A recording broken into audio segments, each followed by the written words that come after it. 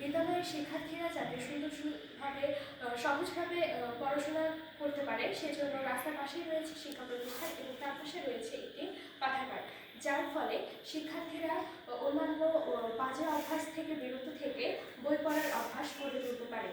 বিভিন্ন ধরনের বই তাদের জ্ঞানকে আরও সমৃদ্ধ করতে পারে এবং জীবনকে আরও উন্নত করতে পারে।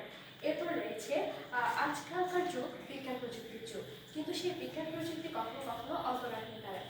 সেই জন্য মোবাইল ফোনে গেমস কিংবা এ ধরনের নেশা থেকে দূরে রাখার জন্য রয়েছে একটি পার্ক, যার ফলে শিক্ষার্থীরা পার্ক অ্যান্ড স্পোর্টস, যার কারণে শিক্ষার্থীরা বিভিন্ন ধরনের খেলাধুলা এবং প্রাকৃতিক পরিবেশের সাথে নিজেদেরকে সম্পর্কে রাখতে পারে, তাদের মানসিক এবং শারীরিক সুস্থতাকে আরও বাড়িয়ে তুলতে পারে।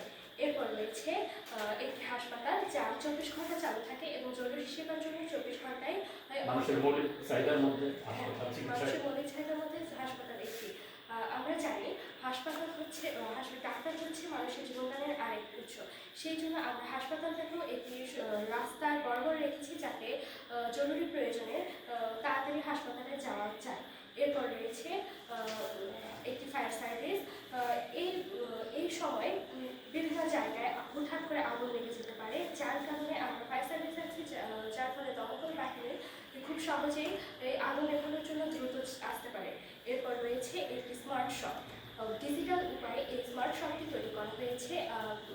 এই শপটি 24 ঘন্টায় চালু থাকে এবং একটি বাসায় বসে থেকেও এই শপের মাধ্যমে অনলাইনে বেচাকেনা করা যায় এবং ডিজিটাল স্ক্যানের মাধ্যমে, যাতে কোনো ধরনের দুর্নীতি না হয় সেই জন্য ডিজিটাল স্ক্যান এই ধরনের প্রযুক্তি ব্যবহার করা হয়েছে। এরপরে রয়েছে পুলিশ স্টেশন। আপনারা সব নিজের ইচ্ছার ভিতর আসলে এই শপের মধ্যে আসলে মানুষের প্রতিনিয়ত যেগুলো নিত্য প্রয়োজনীয় জিনিস সবগুলো ওখানে রয়েছে, পাওয়া যায়। তারপর রয়েছে একটি পুলিশ স্টেশন।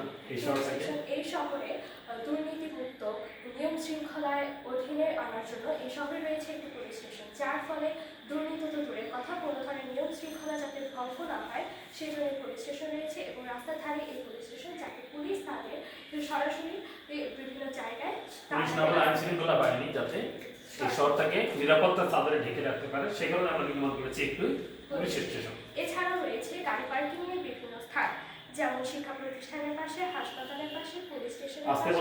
যেমন শিক্ষা প্রতিষ্ঠান প্লাস লাইব্রেরি, হাসপাতাল প্লাস ফায়ার সার্ভিস, পুলিশ স্টেশনের পাশে হাসপাতাল ফায়ার সার্ভিস এখানে রয়েছে।